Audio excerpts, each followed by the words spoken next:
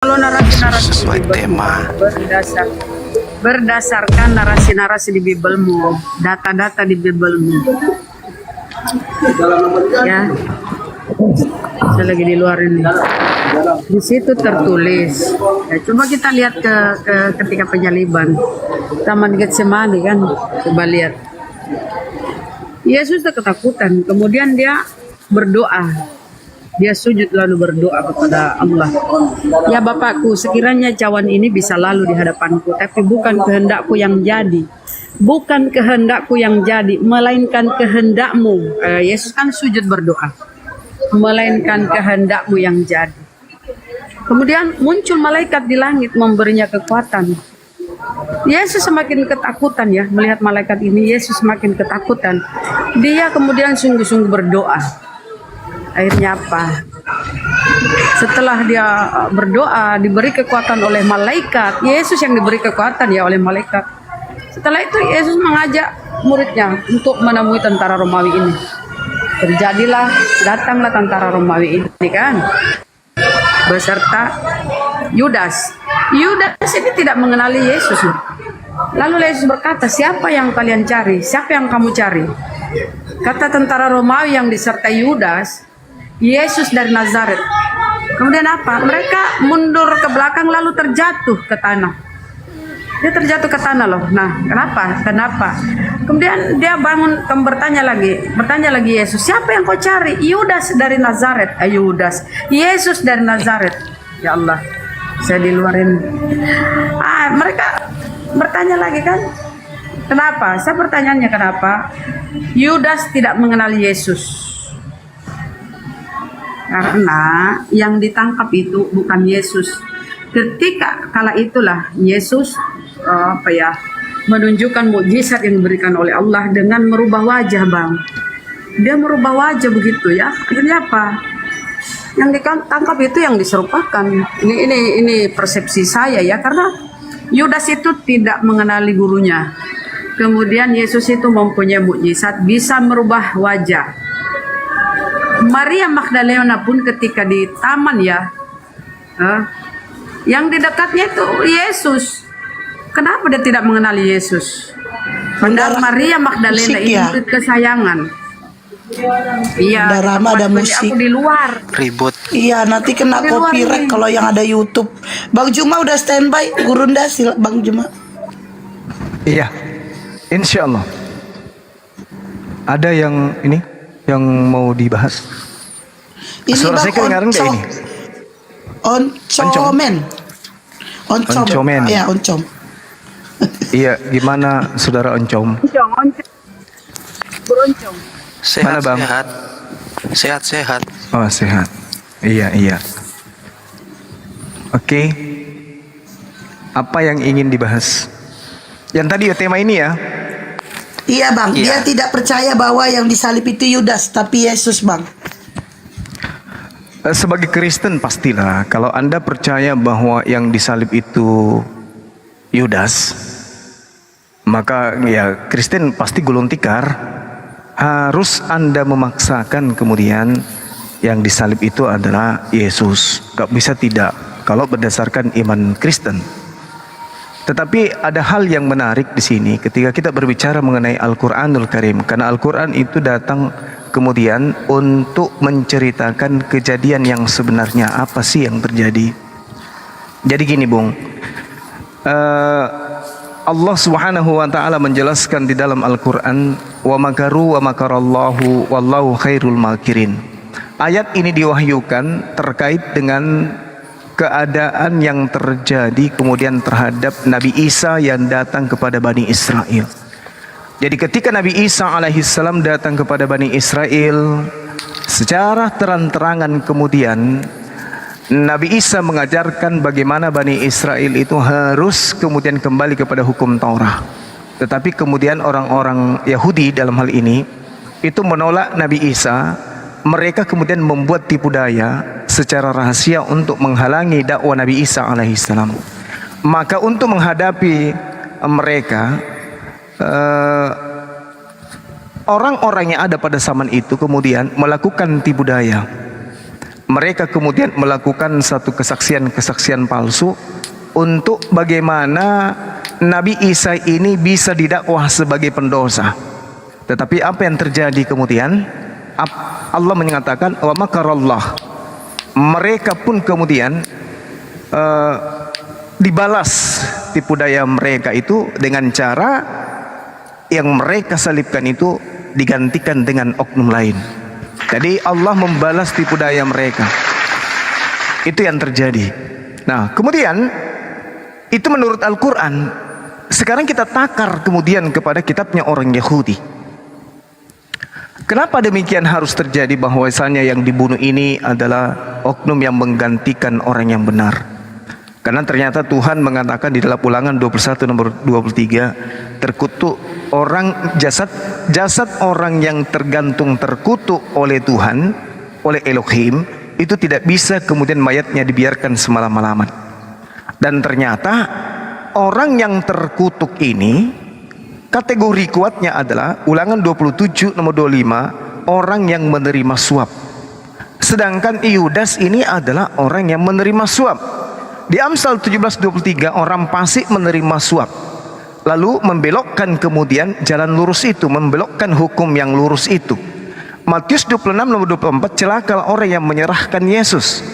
Amsal 21:18, pengkhianat dipakai sebagai ganti orang yang benar. Amsal 11 nomor 8, orang benar diselamatkan dan orang fasik menggantikannya. Nah, ini sudah jelas keadaan bahwasanya yang disalib itu adalah orang yang fasik, orang yang menggantikan orang yang benar. Tetapi kemudian mereka, orang-orang kafir, memutarbalikkan keadaan. Seperti itu, Bang. Silakan.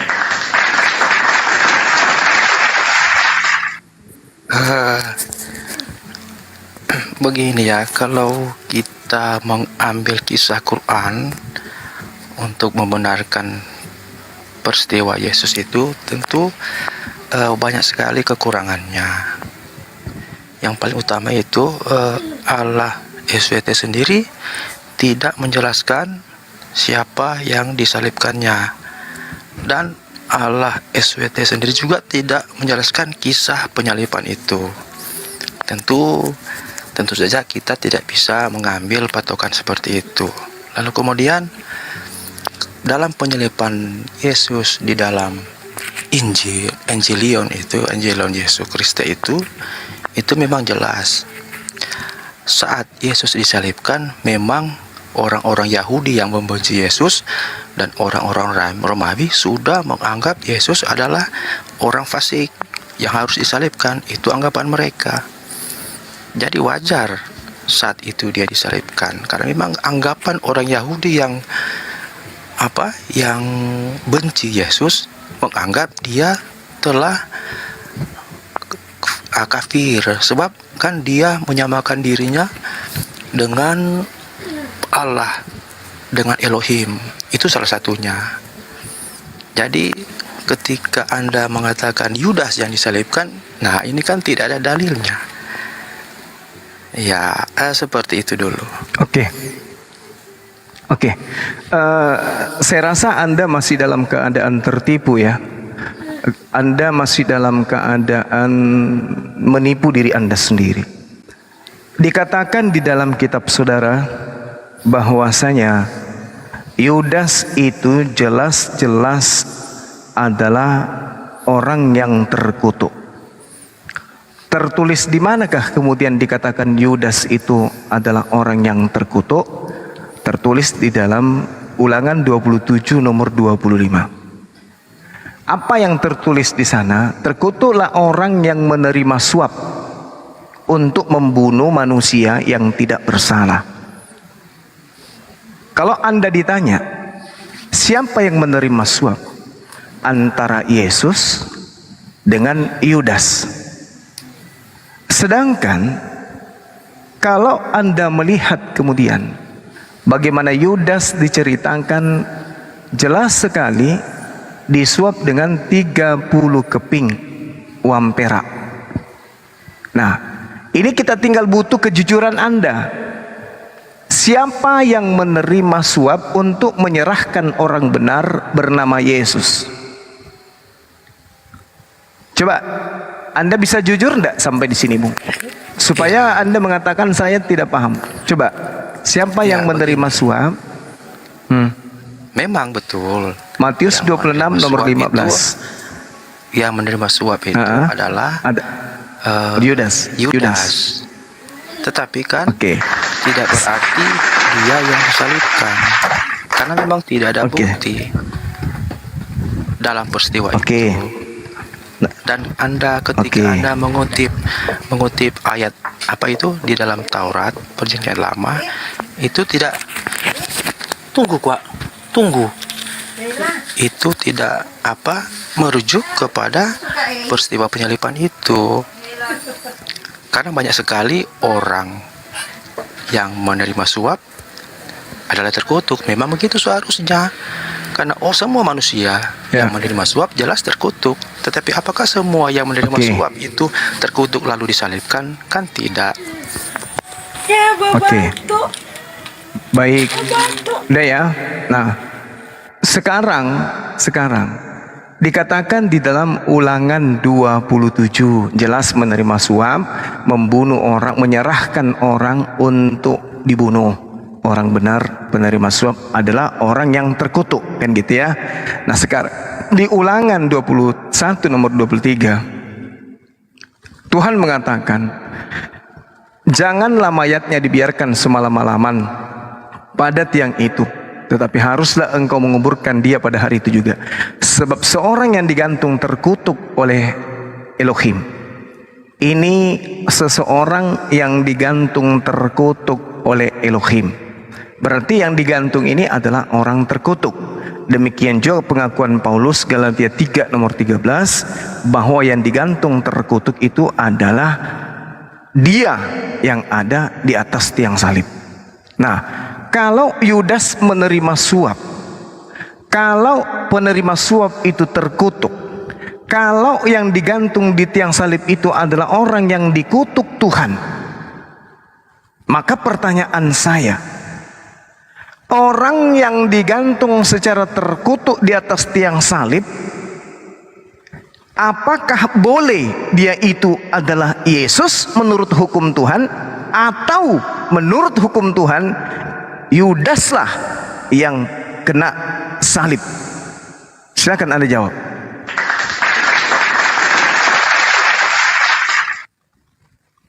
Ya, kan begini. Semua pasti tahu bahwa orang berdosa itu semua kena kutuk. Lalu apakah yang disalib itu adalah kena kutuk Tuhan? Lah, Yesus kan saat itu dikutuk oleh dikutukkan oleh orang-orang yang benci sama dia. Dia orang benar, lalu kemudian difitnah dan dinaikkan ke tiang salib. Dinaikkan ke tiang salib karena mereka merasa dia sangat bersalah karena menyamakan dirinya dengan Elohim Israel. Maka mereka menganggap dia dikutuk. Padahal ini adalah rencana mereka untuk membunuh Yesus, menghilangkan dari dunia ini dengan cara disalib. Jadi memang yang dikutuk itu adalah orang yang di tiang salib. Tetapi Yesus orang benar yang difitnah, yang dianggap dikutuk karena menyamakan diri dengan Elohim, kemudian disalibkan. Itu sebenarnya pemahaman yang gampang. Iya, begitu. Oke.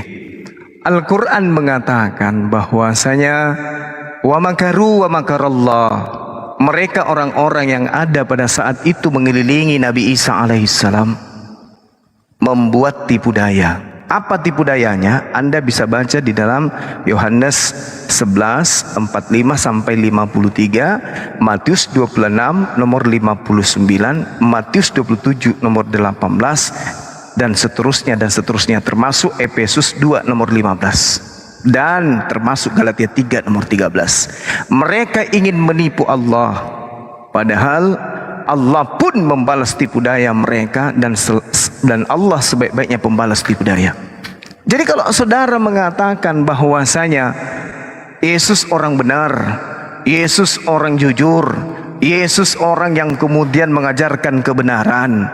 Tetapi kemudian mereka dengki, mereka iri, mereka benci, mereka cemburu terhadap Yesus, sehingga mereka kemudian menginginkan pembunuhan terhadap Yesus. Maka yang mereka bunuh adalah orang benar. Apakah ada kaidah? Apakah ada dalil yang bisa membenarkan hal itu terjadi kepada orang yang benar? Satu, Ulangan 21 nomor 23. Yang disalib ini adalah orang yang dikutuk. Yesus bukan orang yang dikutuk. Tidak ada yang bisa membenarkan Yesus bisa disalibkan. Tak ada. Satu-satunya kemudian yang terjadi atas diri Yesus adalah Amsal 11 nomor 8. Orang benar diselamatkan dari kesukaran. Kalau Anda berbicara mengenai bahasa Yunani, Sara itu adalah kesusahan atau kesengsaraan. Nah, sedangkan Yesus tidak mungkin mengalami kesengsaraan karena dia adalah orang benar. Faktanya Amsal 11 nomor 8, orang benar diselamatkan dari kesengsaraan.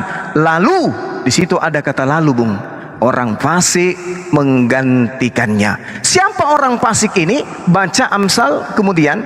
Orang fasik itu adalah orang yang menerima suap. Orang fasik menerima suap.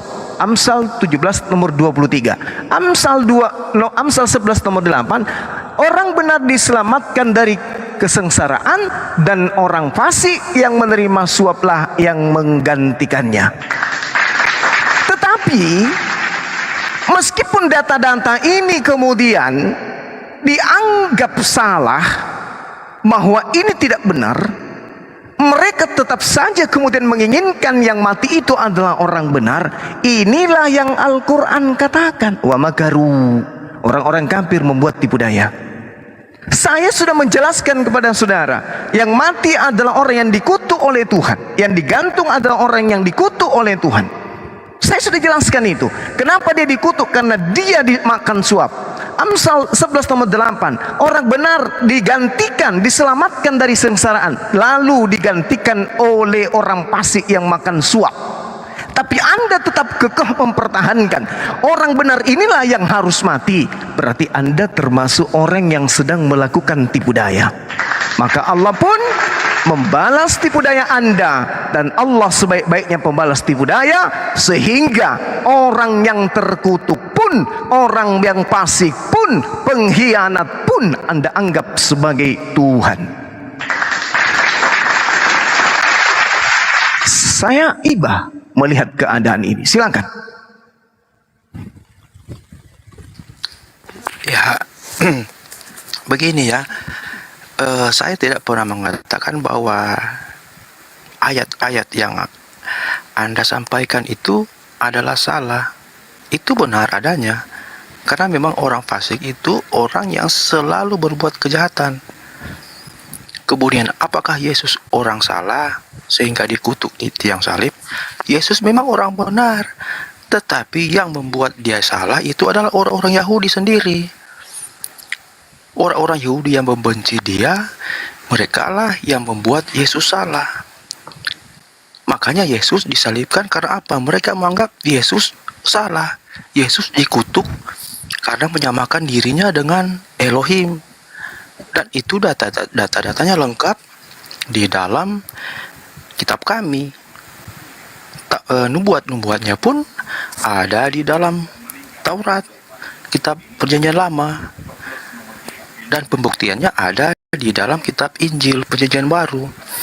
Jadi ketika Anda mengatakan Yudas yang disalibkan, itu kan hanya asumsi, hanya berdasarkan ayat-ayat yang menyatakan orang berdosa yang adalah kena kutuk.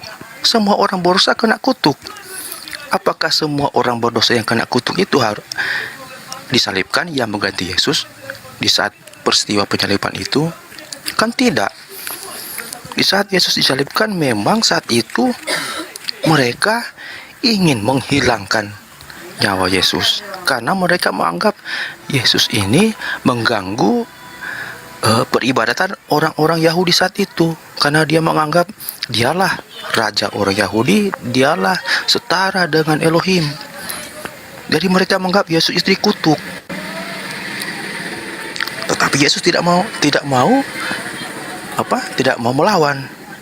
Dia ikut saja apa yang mereka inginkan, karena memang saat itu juga mereka tidak tahu, orang-orang Yahudi tidak tahu bahwa rencana Allah untuk menghapus dosa-dosa manusia itu, untuk mendekatkan manusia dengan Allah kembali, yaitu melalui penumpahan darah Yesus, mengorbankan Yesus untuk penyaliban, untuk menyelamatkan manusia yang telah jatuh jauh di dalam dosa. Jadi ketika Anda berkata itu adalah Yudas, dan Anda mengambil narasi-narasi dari ayat dalam Taurat, saya kira itu tidak relevan dalam hal ini ya, karena kisah itu jelas nyata dan banyak saksinya, dan ini bertentangan dengan kisah-kisah yang Allah SWT kisahkan kembali di dalam Quran. Ya, seperti itu. Oke, saudara sudah mengakui orang Yahudi menganggap ya bahwa Yesus ini harus dibunuh. Mereka kemudian orang-orang Yahudi menganggap dan membuat Yesus itu menjadi salah. Orang-orang Yahudi kemudian memaksa keadaan untuk membunuh Yesus, karena Yesus melakukan mukjizat-mukjizat yang luar biasa di tengah-tengah mereka. Bukan karena Yesus menganggap dirinya Tuhan, bukan. Itu adalah kesaksian palsu yang mereka buat-buat supaya Yesus, ada alasan supaya Yesus itu dibunuh. Mereka cemburu kepada Yesus karena Yesus semakin besar pengaruhnya, dan mereka takut kalau Yesus semakin banyak pengaruhnya, maka orang-orang Roma akan merampas bangsa mereka. Orang-orang Roma kemudian akan mengambil tempat suci mereka. Mereka takut itu terjadi, sehingga mereka melakukan tipu muslihat. Mereka melakukan kesaksian-kesaksian palsu. Mereka memuaskan kedengkian mereka terhadap Yesus. Mereka kemudian sepakat untuk membunuh Yesus. Jadi iblis bersekongkol dengan iblis untuk menghilangkan Yesus. Yesus ini orang benar. Kita hargai itu. Pemahaman saudara kita hargai. Yesus ini orang benar yang membuat orang-orang Yahudi marah disebabkan karena Yesus pengaruhnya semakin besar. Baca di dalam Yohanes 11 nomor 45 sampai nomor 53. Sehingga mereka mengarang-arang nubuat, mereka mengarang-arang cerita, mereka mengarang-arang kesaksian, mereka mengarang-arang kemudian apa yang mereka dengkikan kepada Yesus, di mana endingnya Yesus harus mati di salib. Pertanyaan saya, ketika satu dunia bersekongkol kemudian untuk membunuh utusan Tuhan, seluruh dunia bersekongkol kemudian untuk menyalibkan utusan Tuhan, apakah Tuhan tinggal diam? Atau Tuhan akan mempraktikkan apa yang Tuhan janjikan, bahwa Dia akan menggantikan orang pengkhianat, Dia akan menggantikan orang yang fasik sebagai ganti orang yang benar? Sekali lagi saya tanya, apakah Tuhan akan diam ketika kemudian hambanya yang saleh, utusannya, anak yang dikasihi, ingin dicelakai oleh orang-orang kafir laknatullah, ingin dicelakai mereka yang saksi dusta ini? Apakah Tuhan tinggal diam? Sedangkan Tuhan mengatakan orang benar diselamatkan dari kesengsaraan, lalu orang fasik menggantikannya. Apakah Tuhan akan diam sementara Tuhan sudah memproklamirkan ini? Yesus orang benar, Yudas orang fasik, Yudas orang yang dikutuk, Yudas pengkhianat, Yudas kemudian yang menyerahkan orang benar untuk dibunuh. Tuhan sudah mengatakan orang benar diselamatkan dari kesengsaraan, lalu orang fasik menggantikannya. Apakah Tuhan akan tinggal diam melihat hambanya yang suci anaknya yang diutusnya, hambanya yang dikasihinya, dicelakai oleh orang-orang kafir. Menurut saudara, Tuhan akan diam? Tuhan akan menjadi pendusta yang tidak mempraktekkan Amsal 11 nomor 8, yang tidak mempraktekkan Amsal 21 nomor 18, yang tidak mempraktekkan kemudian Amsal 11 nomor 8? Apakah Tuhan ini akan menjadi pendusta? Atau kalian yang sedang melakukan tipu daya, tetapi Tuhan membalas tipu daya kalian sehingga kalian tidak sadar kalau sedang dalam keadaan termakan oleh tipu daya kalian sendiri. Gimana menurut saudara? Apakah Tuhan akan diam melihat utusannya, anaknya yang dikasihi dicelakai oleh orang-orang kafir? Sedangkan dia mengatakan orang fasik dipakai sebagai tebusan bagi orang benar, pengkhianat sebagai ganti orang jujur.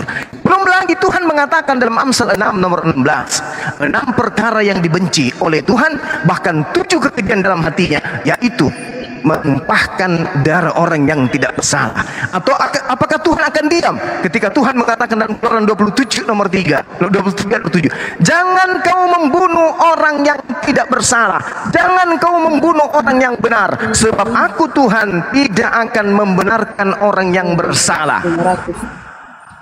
Orang yang akan harus kemudian menerima hasil dari pekerjaannya. Menurut saudara, apakah Tuhan pencipta langit dan bumi yang mengutus anaknya ini akan membiarkan dirinya menjadi pembohong dan kemudian membenarkan orang-orang kafir? Silakan.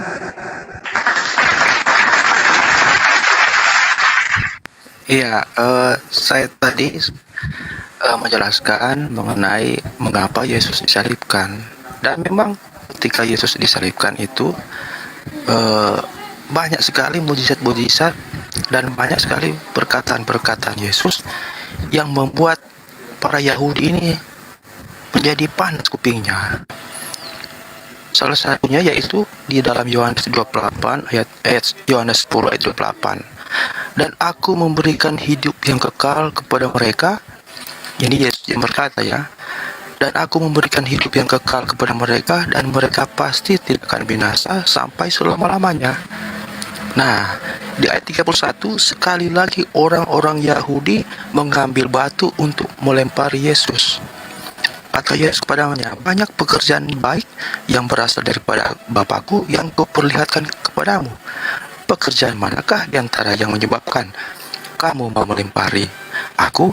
Jawab orang Yahudi itu, bukan karena suatu pekerjaan baik maka kami mau melempari engkau, melainkan karena engkau menghujat Allah, dan karena engkau sekalipun hanya seorang manusia menyamakan dirimu dengan Allah. Jadi jelas Yesus disalib itu karena dia menyamakan diri dengan Allah. Dan banyak mujizat-mujizat yang terjadi dengan apa yang dilakukannya. Kemudian pertanyaan Bang Suma mengenai apakah Allah akan diam ketika anaknya disalibkan.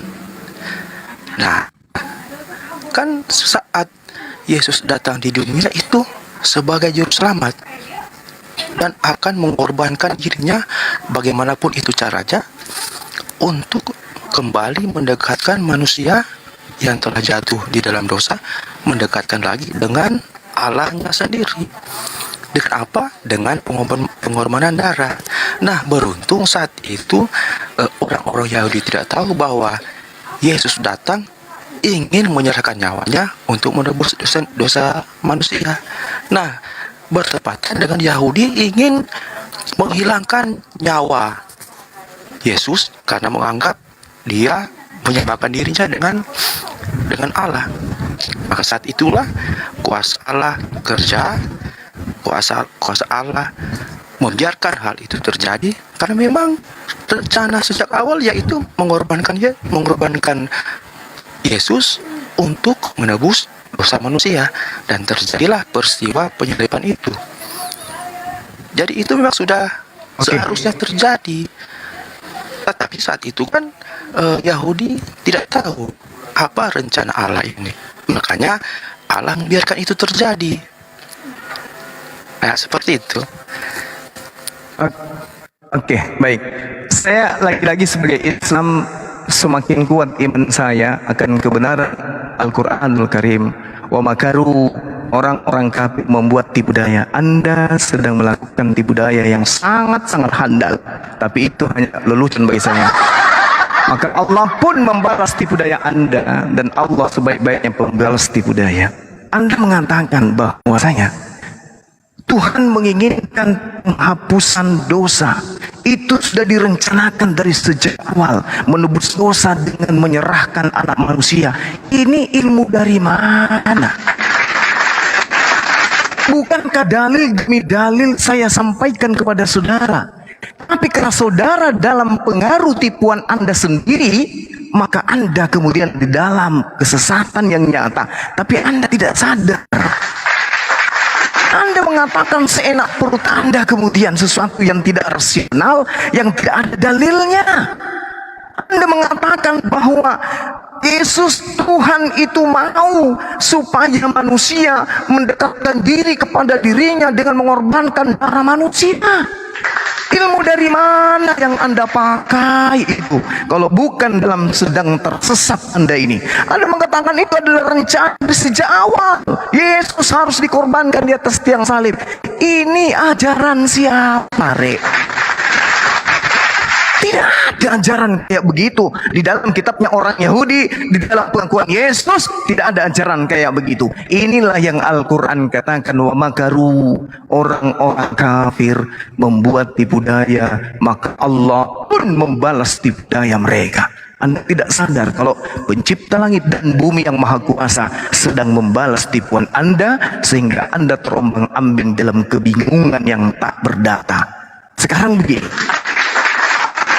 Anda mencoba untuk menarasikan apa yang sedang dipraktikkan oleh penipu-penipu yang membuat kesaksian-kesaksian palsu yang ada di dalam Yohanes 10 nomor 31, 32 dan seterusnya. Saya sampaikan kepada saudara. Yohanes 11 nomor 53. Sejak hari itu juga kemudian mereka imam-imam kepala, orang-orang Yahudi, orang Farisi, bahkan mahkamah agama sepakat untuk membunuh Yesus. Karena mereka sepakat membunuh Yesus dan Yesus tidak punya kesalahan, maka mereka melakukan kesaksian-kesaksian bodong, kesaksian-kesaksian palsu, tuduhan-tuduhan tidak sesuai dengan keadaan. Termasuk ketika dia mengatakan, mereka mengatakan, si penipu-penipu ini mengatakan, bukan karena pekerjaan itu kami hendak melempari engkau batu, melainkan karena engkau menghujat Elohim, dan karena engkau sekalipun hanya manusia saja menyamakan dirimu dengan Elohim. Ini adalah tipuan yang sangat luar biasa. Bukankah kitab Anda sendiri yang menuliskan, telah lahir bagimu Tuhan di kota Daud. Harusnya Lukaslah yang pertama kali disalib oleh imam-imam Yahudi, kan Lukas yang mengajarkan Yesus adalah Tuhan yang lahir. Satu. Yang kedua, kalau ini yang menjadi alasan, kamu hanya manusia, tapi kau menyamakan dirimu dengan Tuhan. Hai, bukankah Nabi Musa datang mengajarkan innani anallah la ilaha illa ana. Tapi kenapa Nabi Musa tidak dibunuh? Padahal dia mengatakan, akulah Tuhan, akulah yang mengutus diriku kepada kamu, aku adalah aku. Kenapa Nabi Musa tidak dibunuh? Jadi ini hanya akal-akalan si penipu, karena memang dikatakan dalam Matius 26 nomor 59, mereka semua ahli Taurat dan imam-imam kepala bersepakat melakukan tuduhan dengan berupaya menghadirkan kesaksian-kesaksian palsu, termasuk yang Anda sedang praktekkan hari ini. Maka pun yang keempat adalah Yesus mengklarifikasi ketika dia dikatakan, kamu hanya manusia, tapi kamu menyamakan dirimu dengan Tuhan. Apa kata Yesus? Bahlul, tidakkah di dalam kitabmu sendiri tertulis, Tuhannya Musa berfirman, kamu adalah Allah, kamu adalah Elohim, kamu adalah Yahweh, kamu adalah Yotevave, kamu adalah Hasem. Karena siapapun yang diserahi tugas untuk menyampaikan firman, maka dia disebut Elohim. Maka aku berkata Elohim karena aku sebagai penyampai firman. Aku tidak berkata-kata dari diri sendiri. Apa yang aku katakan adalah apa yang diperintahkan oleh Tuhanku untuk aku katakan, aku sampaikan.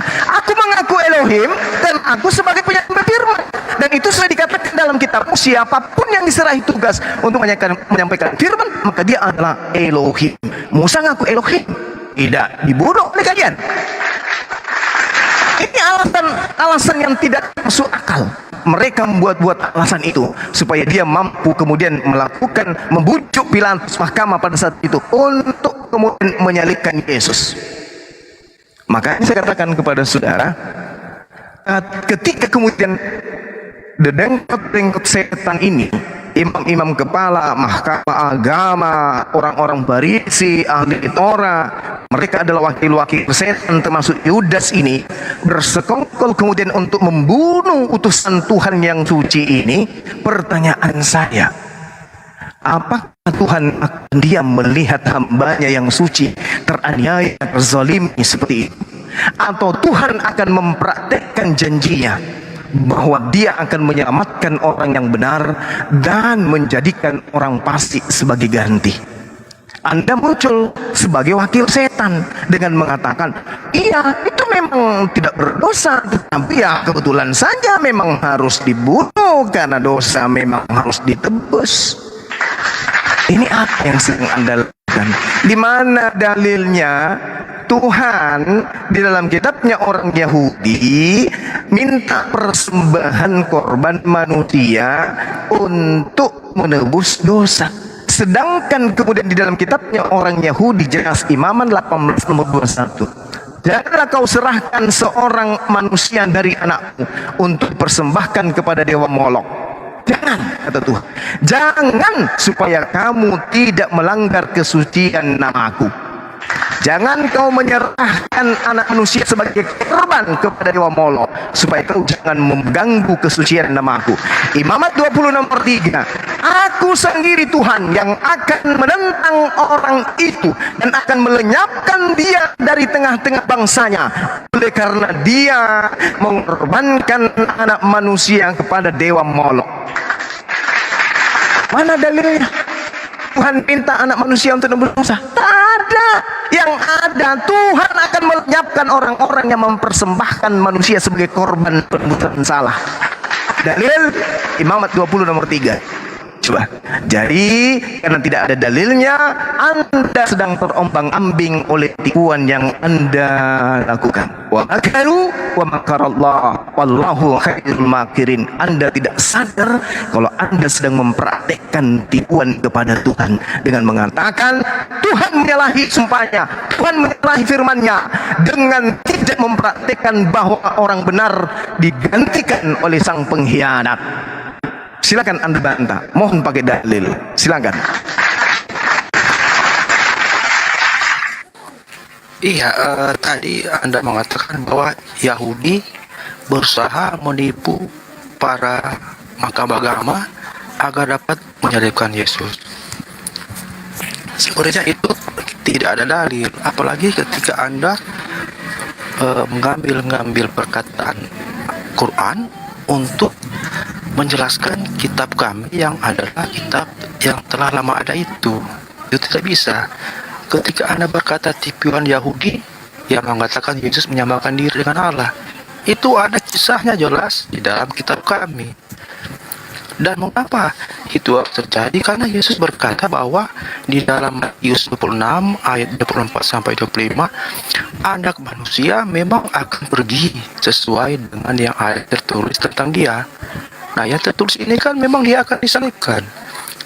Nubuatnya banyak sekali menceritakan itu di dalam Torah. Akan tetapi celakalah orang yang olehnya anak manusia itu diserahkan. Adalah lebih baik bagi orang itu sekiranya ia tidak dilahirkan. Jadi kisah penyaliban Yesus itu bukan omong kosong, ini memang terjadi. Tapi Allah SWT tidak tahu kisahnya. Makanya Anda ingin menyerang kisah yang sebenarnya terjadi dan mengatakan kami pembuat tipuan. Pada dasarnya dasar Anda dasar iman Anda itu yang membuat tipuan itu sendiri terhadap kisah penyaliban Yesus. Banyak saksinya. Ketika Yesus disalibkan itu banyak saksinya. Dan ketika Allah SWT menantang kisah itu, malah tidak ada saksinya, hanya bermodal firman Qur'annya. Nah, manakah yang patut kita percayai? Tentu yang kita percaya adalah kisah yang ada saksi matanya. Dan kisah ini sudah lama ada sebelum Allah SWT ada di dunia. Jadi mana bisa kami harus mempercayai kisah yang baru saja ada, lalu kami membuang kisah yang kesebenarnya terjadi yang telah lama ada. Lalu Anda mengutip ayat-ayat Taurat untuk membenarkan narasi Anda dan perkataan kisah Allah SWT Anda. Tentu tidak relevan, karena kisah ini memang jelas Allah SWT tidak tahu. Ayat-ayat yang Anda tampilkan juga Allah SWT tidak tahu. Lalu Anda mengambil ayat-ayatnya dan Anda menarasikannya agar sesuai dengan pikiran dan iman Anda, lalu menyerang kisah yang sebenarnya terjadi. Nah, itu semua ada ayatnya. Satu saja saya kasih ayatnya seperti tadi, itu sudah meruntuhkan narasi-narasi Anda. Ya, itu dulu mungkin ada yang tidak saya jawab, nanti diikatkan lagi. Oke. Satu hal yang perlu Anda bersihkan di lidah Anda. Habis ini tolong masuk ke toilet, sikat pakai sabuk kelapa, kasih rinso. Lidah Anda terlalu kotor. Anda terlalu kotor telah menghujat pencipta langit dan bumi. Tuhan kami itu adalah yang berfirman di dalam kitab Taurat. Tuhan kami itu maha suci, maha tinggi. Dalilnya jelas. Yesaya 57 nomor 15, Yesaya 5 nomor 16. Pencipta langit dan bumi ini maha suci, maha tinggi. Bahasa Arabnya subhanahu wa ta'ala, disingkat SWT. Cuci mulut Anda, kasih oli kotor, kasih rinso, sikat pakai tali sepeda.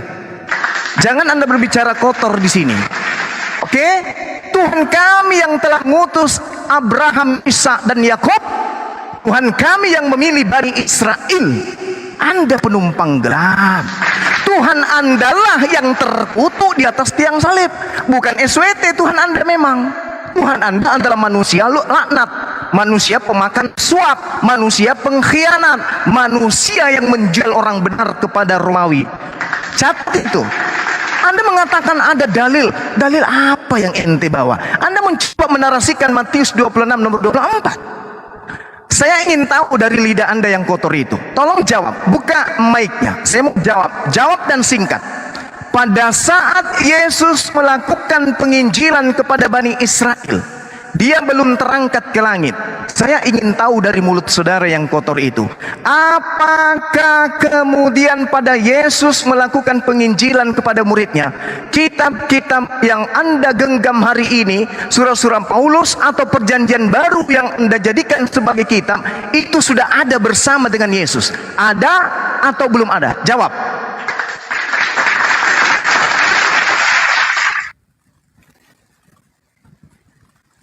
Rupanya Anda tidak tahu apa maksud dari Evangelion itu sendiri, kitab Evangelion itu. Saya tanya, jangan ajarin saya.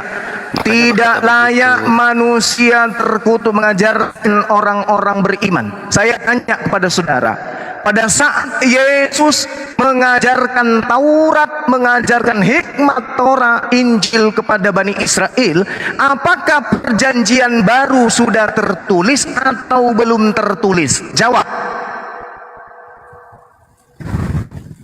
Jelas itu pernyataan yang salah ya. Sebab Injil Pertanyaan jangan kamu silahkan.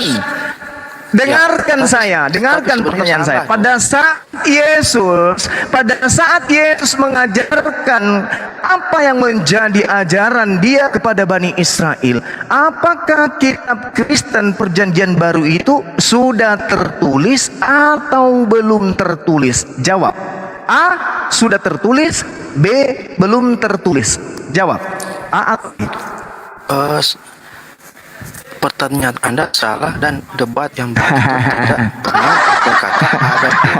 Itu harus dijelaskan. Saya ulang lagi. Anda membawa Matius. Pilihan Anda berganda. membawa Ya, Matius. seperti itu. Anda membawa Matius 26 nomor 24. Di situ jelas dikatakan ada tertulis dalam bahasa Yunaninya grapo. Kalau dikatakan grapo, berarti tulisan itu sudah ada. Karena tulisan itu sudah ada, berarti kitab yang dimaksud sudah ada pada saat Yesus mengajar. Pertanyaan saya, kitab mana yang ada pada saat Yesus sudah mengajar? Perjanjian Lamakah atau Perjanjian Baru? Jawab dengan jujur. Kitab Taurat saat Yesus itu kitab Taurat. Berarti belum ada kitab Perjanjian Baru, betul? Nah, perjanjian lama itu kan berisi Taurat dan kisah para nabi. Wa makaru wa makarallah. Itu. Orang-orang kafir ini ingin menipu. Saya ulang pertanyaan saya. Pada saat Yesus berkata grapo, ada tertulis. Apakah tertulisnya di Perjanjian Lama atau ada Perjanjian Baru pada saat itu? Sudah ada Perjanjian Baru atau belum ada? Jawab. Iya, sudah tertulis di dalam Taurat, dan Taurat itu ada pada Iya. kami yang kami Oke, pegang. tepuk tangan semuanya. Allahu Akbar. Iya. Berarti Yesus sedang menyinggung sesuatu yang tertulis di kitabnya orang Yahudi. Betul? Betul sekali. Bagus sekali. Berarti tidaklah dijadikan Yesus rujukan kitab-kitab yang menjadikan Yesus sebagai korban tumbal di atas tiang salib. Dengan demikian, simpan dulu kitab-kitab Anda itu. Kita bahas dulu kitabnya Yesus. Yesus mengatakan, anak manusia memang akan pergi sesuai dengan yang tertulis tentang dia. Ternyata Anda pun mengakui tentang dia ini tertulis di kitabnya orang Yahudi. Tolong Anda tunjukkan bagaimana caranya kemudian orang yang benar yang diutus oleh Elohim untuk diangkat kemudian ke langit meninggalkan dunia. Apakah melalui proses pembunuhan dulu, atau Tuhan kemudian menggantikannya dengan orang fasik, orang pengkhianat, orang yang kemudian menjualnya dengan memakan uang suap? Jawab dengan jujur. Ingat, ada tertulis katanya. Apa yang tertulis di kitabnya orang Yahudi terkait dengan anak Elohim yang terancam untuk dibunuh oleh orang-orang kafir? Silakan Anda jawab. Banyak sekali nubuat-nubuat dalam kitab Taurat yang menjelaskan tentang kisah Yesus ini di dalam kitab Injil, dalam Perjanjian Baru. Itu banyak sekali. Nah, ini yang Kenapa lari ke Perjanjian Baru? Ya, maksudnya saya jelaskan bahwa di dalam Taurat itu banyak Perjanjian menjelaskan Baru tentang- Anda karungin dulu Perjanjian Lama Anda, Perjanjian Baru Anda. Saya Ini hanya kita sedang menjelaskan. membahas tentang kitabnya Ya. orang Yahudi yang menuliskan tentang Mesias. Silakan. Ini yang Allah SWT tidak tahu tentang Taurat. Padahal banyak sekali Kenapa larinya ke kisah-kisah. Saya sudah bilang, Iya. cuci mulut Anda. Cuci mulut Anda. Tuhan yang maha suci lagi maha tinggi itu adalah Tuhannya Abraham, Ishak dan Yakub. Berarti berbicara mengenai SWT Subhanahu wa taala berarti berbicara mengenai Tuhannya Abraham, Ishak dan Yakub. Kenapa Anda menghina Tuhan kami? Saya tidak menghina, tapi saya kan mencari kebenaran. Apa betul Allah Kebenaran SWT apa? ini adalah Allahnya kisah Nabi Isa? Apakah Allah SWT ini adalah Allahnya Musa di dalam Taurat? Kan tidak ada bukti. Saya tanya Hanya dulu. bermodal Oke, saya tanya saja. dulu. Saya tanya kepada Anda. Apakah Tuhannya Nabi Musa ini maha suci, maha tinggi atau tidak? Banyak klaim-klaim maha suci, tetapi kan bukti kenyataannya yang paling Iya, penting. Tuhan harus mengklaim dirinya. Tuhan itu harus mengklaim dirinya. Saya Iya. bisa Oke, klaim, nah tetapi Tuhan untuk kami membuktikan mengklaim itu- dirinya untuk Ya. membuktikan bahwa Tuhan itu maha suci, maha tinggi. Dia harus dikeluarkan dari rahim manusia gitu. Sebenarnya Dia harus begini mati ya, terkutuk gitu supaya membuktikan dia maha suci gitu. ketika Anda berkata Allah SWT Harus itu dia keluar adalah Dia harus Ya, keluar, maksudnya dipantai, disate di atas tiang, baru dikatakan maha suci gitu.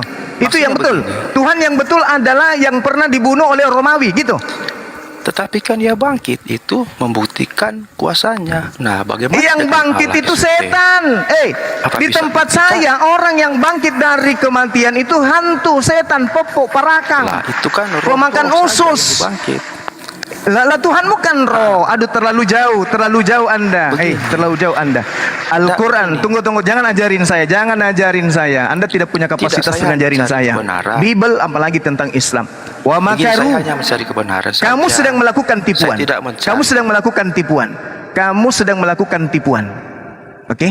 Dan tipuanmu tidak akan lolos di sini. Kamu lagi berhadapan dengan saya umat ingin Islam. penjelasan ketika Anda berkata bahwa Apa? Bahwa apa? Sementara Anda kepada tidak ada. Nabi. Sedangkan firman-firmannya jelas berbeda kepada Ya jelas para nabi. berbeda karena datangnya kepada kaum yang berbeda. Berarti La haula wala firmannya tidak quwata sama. illa billah. Maka jelas Allahnya jelas tidak sama. Loh, Firman karena Allah kepada sasaran Nabi Musa- firmannya berbeda. Iya, begini. Memang berbeda karena itu Iya. untuk Nabi Musa dan kaumnya. Nah, lalu kenapa kita Nah sekarang firman ceritanya yang datang berbeda kepada di dalam Paulus, Quran? dengar. Firman yang datang Kan kepada itu. Paulus untuk Kristen. Dengarkan saya, kalau kamu lagi bicara, dengarkan saya. Firman yang datang kepada Paulus dan firman yang datang kepada Musa sama atau tidak? Ya? Gimana? Firman yang Sama atau datang tidak? kepada Firman yang datang kepada Nabi Ibrahim dan firman yang datang kepada Nabi Paulusmu itu sama atau tidak? kan berbeda kata-katanya. Berbeda berbeda. kata-katanya. Zamannya berbeda. Berarti Tuhannya beda. Kan berbeda zaman. Berarti beda. Sama. Tuhannya beda. Tuhannya sama, tetapi zamannya kan berbeda. Oh sama. Kenapa bisa sama sementara kamu tadi menakar Tuhan itu berbeda karena firmannya beda. Iya, maksudnya begini. Pada Firman Abraham sunat itu Ya. wajib. Pada Paulus sunat itu haram. Kalau Sama enggak Tuhanmu tuh? loh, apakah Allah SPP tahu tentang Sama sunat? tidak? Kan tidak. Sama begini. tidak. Jangan kau Begini bawa saya mau SWT, jangan kau bawa Tuhan saya. Tuhanmu dulu, Tidak. Tuhanmu dulu. Kan ini Tuhanmu kita dulu, dapat Tuhanmu dulu agama. kau bawa. Apakah Kita kan sama dapat ketika agama. Tuhan yang maha suci lagi maha tinggi datang kepada Abraham memerintahkan wajib sunat dengan Tuhanmu Paulus yang mengajarkan haram sunat? Apakah sama atau beda? Begini ya, ketika Anda berkata firman Allah itu kepada Beginilah Nabi Musa, nasib orang penyesat. tidak, saya ingin Otaknya mencari kebenaran. sungsang. mengapa Anda tidak mau mendengar? Mencari penjelasan kebenaran saya? gimana ente? Begini, ketika Saya Anda tidak akan berkata, pernah mendengarkan tipuan. Saya tidak mau mendengarkan tipuan. Kalau perlu Anda saya pijak di sini. Kalau Dengar perlu saya saja. pijak di sini. Tak ada Dengarkan orang yang saja. bisa kau tipu dengan tipuan. Saya tidak mau mendengarkan Saya ini tipuan Anda. berkata Saya berdasarkan tidak mau mendengarkan kebenaran tipuan Anda karena Anda dan penipu. hati nurani. Anda penipu. Anda penipu. Anda penipu. Anda pembohong. Anda pendusta. Anda manusia laknat. loh, apa Tidak yang akan ada membuat kebenaran saya yang bisa penipu? tembus di kepala Anda. Kenapa? Padahal Kepala Anda bocor. Saya itu berdialog dengan sopan dan santun dan santuy. Lalu apa yang Tidak membuat saya menjadi Bang, penipu? saudara, kamu sopan tapi kamu menghujat Tuhan kami. Ya kan, saya tidak menghujat, kata mana Saya katakan, yang menghujat? saya tanya samamu sekarang. Saya tanya samamu sebelum saya tampar Saya mulutmu berani pakai sendal. berkata- Saya tanya samamu. Saya berani Tuhannya Nabi Musa. Hei, pertanggungjawabkan dengar. saya. Hei, dengarkan saya. Sebelum saya ludahi matamu, dengarkan saya. Apakah Tuhannya Nabi Musa maha suci lagi maha tinggi? Jawab. Semua bisa berkata begitu, tetapi kenyataannya itu yang Saya penting. tanya samamu, tolong tunjukkan di mana perkataan Tuhanmu Yesus yang mengaku maha suci maha tinggi. Tunjukkan. Kalau kau katakan sama, tunjukkan Tuhanmu Yesus atau Tuhanmu Paulus atau Tuhanmu Bom-Bom yang mengaku aku maha suci maha tinggi. Tunjukkan. Tetapi Yesus Tunjukkan. Jangan penipu jadi tetapi penipu Yesus di sini. berkata sifat-sifat Allah ada padanya. Dan kuasanya Di mana nyata dalilnya? Seperti Elohim Di Israel. mana dalilnya? Di mana dalilnya? Di mana Ketika Yesus dalilnya? berkata, ketika Yesus Di berkata, mana "Akulah dalilnya jalan, sifat-sifat akulah Allah ada kebenaran." pada dirinya? Hei, Akulah penipu. Jangan kau menipu di sini. Loh, Di itu mana tadi dalilnya saya sudah Yesus katakan. mengaku maha suci maha tinggi? Jawab. Tetapi sifat-sifat Allah Di mana? ada pada diri Yesus. Di mana Tak perlu dia berkata dalilnya begitu. Yesus mengaku maha suci lagi maha tinggi? Di mana? Memang tidak ada, tetapi banyak sifat-sifat Allah yang Tidak pada diri ada. Yesus. Tidak Kan ada. sama.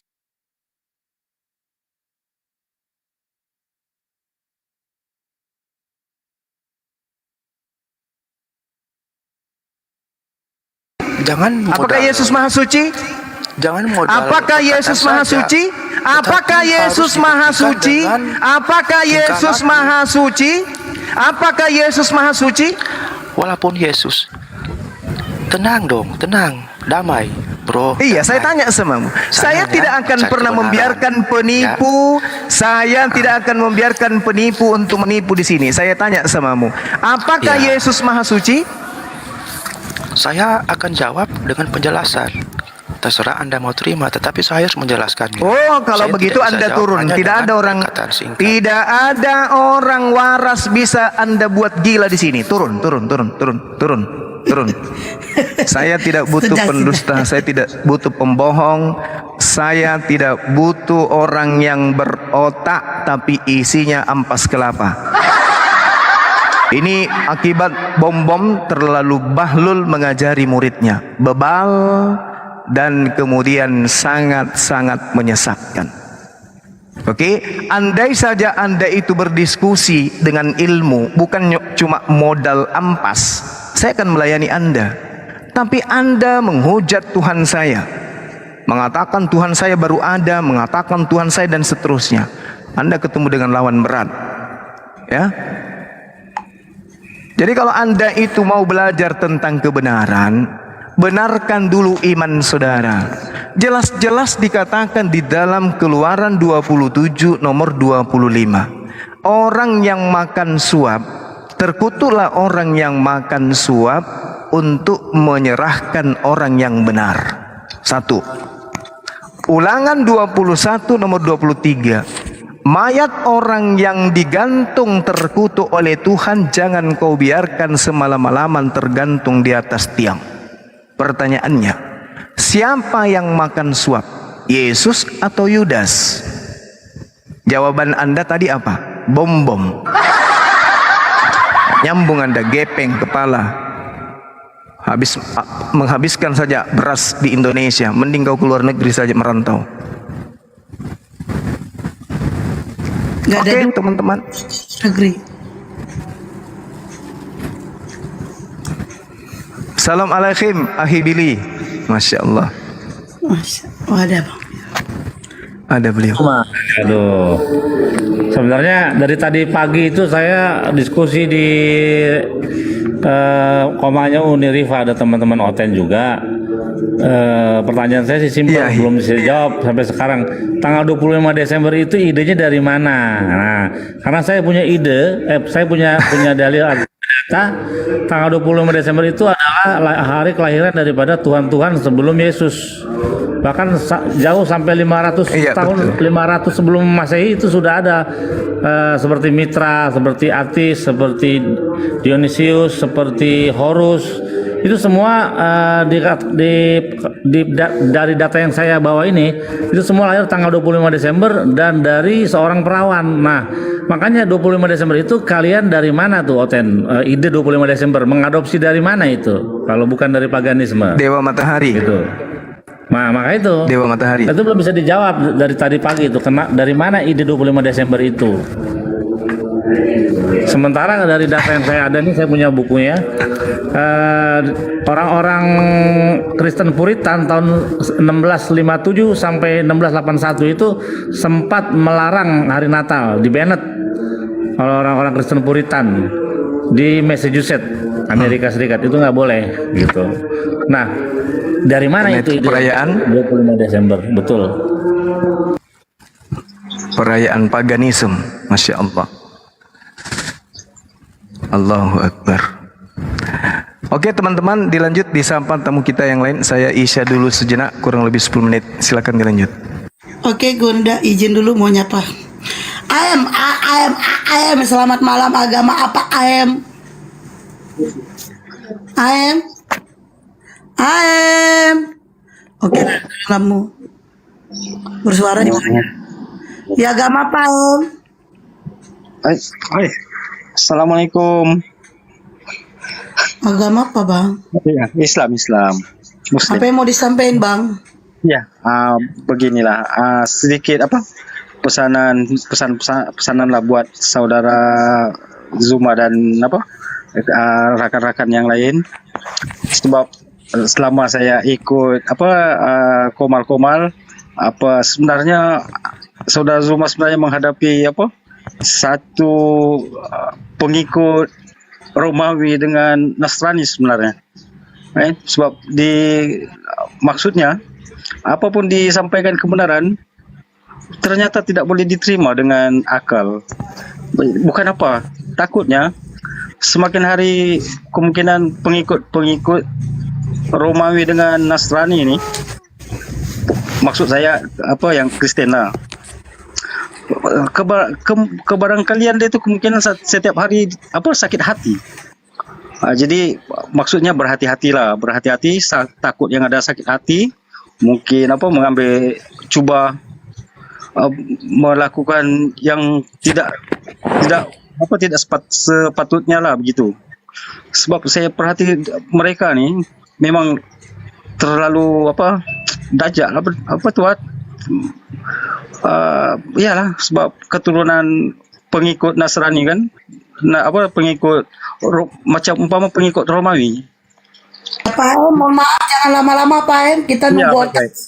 Jadi itulah berhati-hatilah dalam macam ni. Iya. Berhati-hati sebab saya Iya, rasakan iya, Pak, iya. mereka ni akan sentiasa sakit hati dan cuba mengambil kesempatan lah. Iya, iya Hati-hati. Pak, iya. Perjuangan Iya, kita. Pak, iya, iya. Ya, baik-baik. Oke, Iya Pak terima ya. kasih banyak. Oke, ya. Oke, baik-baik. Bang Billy itu Salam. di mute Bang Billy. Salam. Oke, ini ada data, ada 6 data ya. Ini cukup, kita bisa temukan ini, bisa dicari di ensiklopedia, bisa dicek di internet kalau nggak percaya ya. Oke, kita mulai. Jadi gini loh, pertanyaannya 25 Desember, konsep roti, makanlah dagingku dan minumlah darahku diganti dengan roti dan anggur itu dari ide dari mana itu? Gitu. Tuannya Abraham tidak pernah mengajarkan soal minumlah dagingku, minumlah darahku, nggak pernah. Nah, jadi 25 Desember dan konsep minum darah dan daging dan darah Yesus yang dilambangkan dalam roti dan anggur itu dari mana idenya? Nah, mari kita kembali ke sejarah. Ini sejarah sekular ya sifatnya, bukan sejarah religius. Oke. Dalam agama Roma mereka meninggikan atau menuhankan Atis yang dikatakan bahwa dia itu lahir pada tanggal 25 Desember dari seorang perawan bernama Nana, bukan Nana Krip ya, beda. Kalau Nana Krip pelawak. Sacrifice as Bukan Nana Mirdad ya, Bang Billy, bukan Nana Mirdad ya. bukan Bukan ya. dan dia dikorbankan ketika dia dewasa untuk mengapain? Untuk membawa keselamatan bagi manusia. Dia itu mati tanggal 25 Maret setelah disalib di pohon. Ya, ini kalau disalib di pohon ini mirip di dalam kisah para rasul sebenarnya, kisah para rasul 10. Terus Wah, disalib di pohon apa? Bang Billy, pohon jambu apa pohon mangga? and descended for 3 days into the underworld, dan mati dikubur selama 3 hari. His followers proclaim, pengikut-pengikutnya, murid-muridnya mengatakan bahwa dia bangkit pada hari Minggu as the solar deity for the new season, sebagai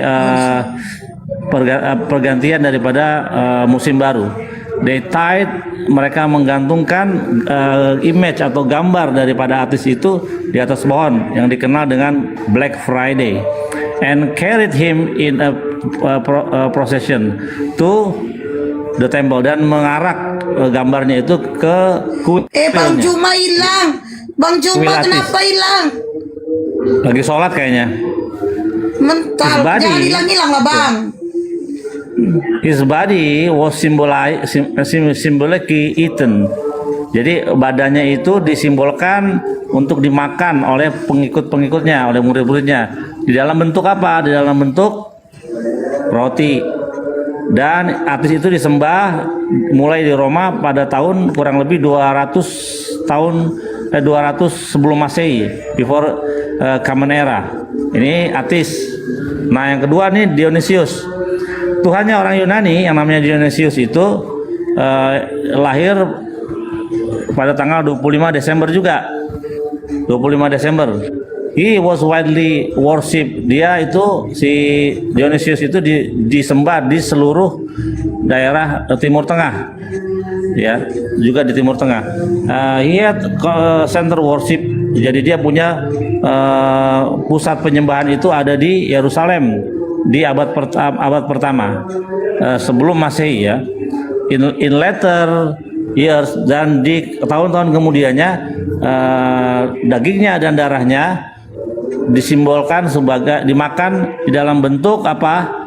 Roti dan anggur. Jadi pengikut-pengikutnya percaya bahwa dia anak Zeus ya, the father of God, bapaknya Tuhan Bapa. Zeus ini dianggap Tuhan Bapa. Masih banyak lagi nih, ada 6 ya. Jadi konsep tanggal 25 Desember itu dan minumlah darahku dan dagingku itu idenya dari mana? Ajaran siapa itu gitu. Gitu loh. Ayo teman-teman Kristen naik pakai data.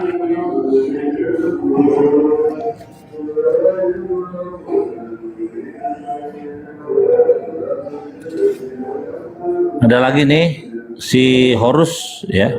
Horus juga dikatakan demikian.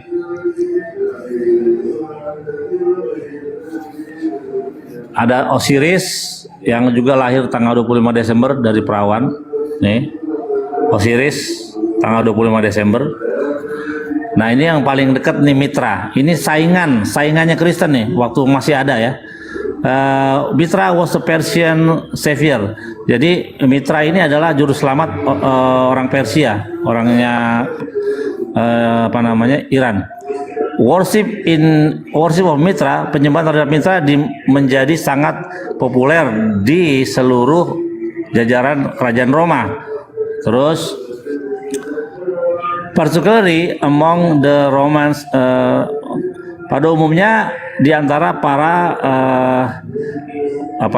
orang-orang yang menjadi tentara atau yang melayani di kerajaan Roma. Mitraism adalah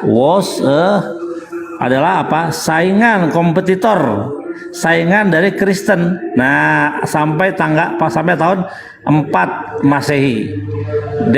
Their God was said, Tuhan mereka dikatakan Tuhan mereka dikatakan lahir tahun berapa? Tanggal berapa? Tanggal 25 Desember juga. Sekitar tahun 500 sebelum Masehi. Jadi jauh banget dari zaman Yesus nih. Jauh. Nah, his birth. Zaman dulu udah ada BCA ya, BCA salah. Before Common Era. His birth was witnessed. Jadi kelahirannya disaksikan oleh apa? Oleh para gembala domba dan juga orang-orang Majus yang memberi hadiah. Tuh. Ya. This was celebrated as itu diperingati sebagai hari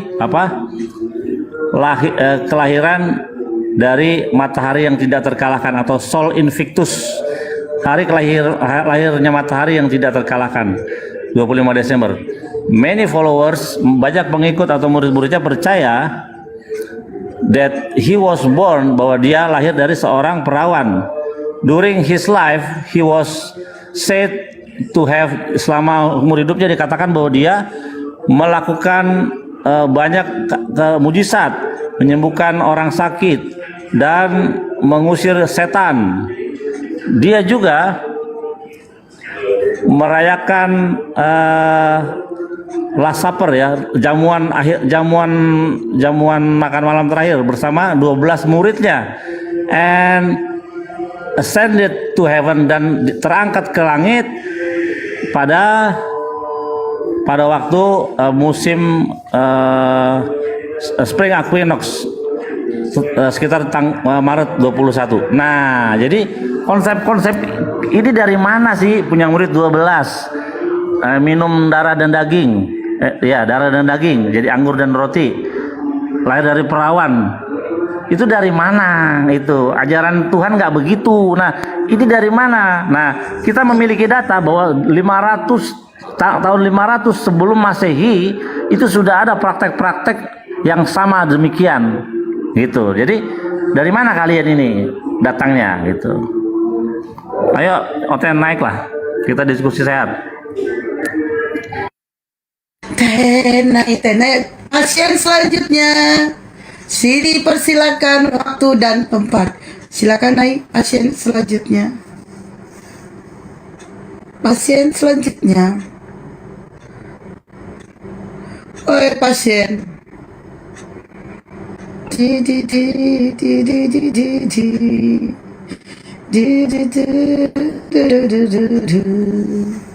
Sekuler ya, sejarah sekuler. Nanti kalau soal ayat-ayat itu Ustadz Sugi dah itu mah, kalau PB dah.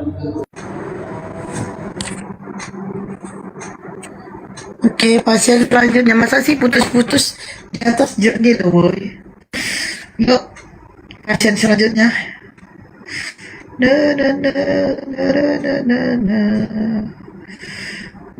Naik sini. Yang namanya Reza itu nggak ada, minta naik dari tadi. Dia itu cuman Bani typing. Nggak ada Reza itu minta naik, nggak ada loh. Nggak ada dia minta naik Reza itu. Nggak ada sinyal. Tapi di atas bagus loh boy jaringannya. Orang dia ngomong itu jelas banget.